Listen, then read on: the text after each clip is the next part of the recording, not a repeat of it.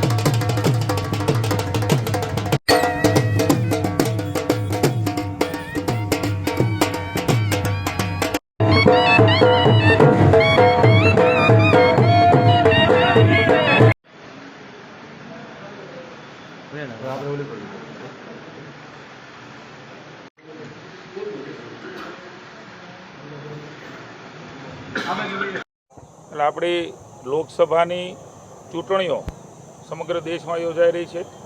ત્રીજા તબક્કામાં આજે સમગ્ર ગુજરાતમાં ચૂંટણી યોજાઈ રહી છે। ભાવનગર બોટાદ લોકસભાની પણ ચૂંટણી યોજાઈ રહી છે। એના મતદાતા તરીકે મેં અને મારા પરિવાર અને સોસાયટીના સૌ સ્વજનો પરિવારોએ મતદાન કર્યું છે।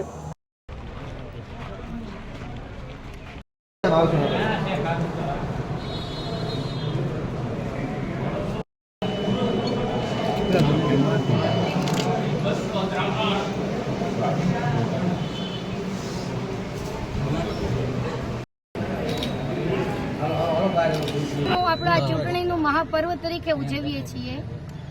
જ્યારે નરેન્દ્રભાઈ મોદી પાસે 2047 સુધીનો વિકાસનો રોડમેપ તૈયાર છે। કરવા માંગુ છું કે વધારેમાં વધારે આપણે મતદાન કરવાનું છે અને આપણા મોદીજી જે વિશ્વગુરુ બનવા તરફ લઈ જઈ રહ્યું છે એમાં આપણા એક વોટથી આપણે પણ આ યજ્ઞમાં આહુતિ આપીએ।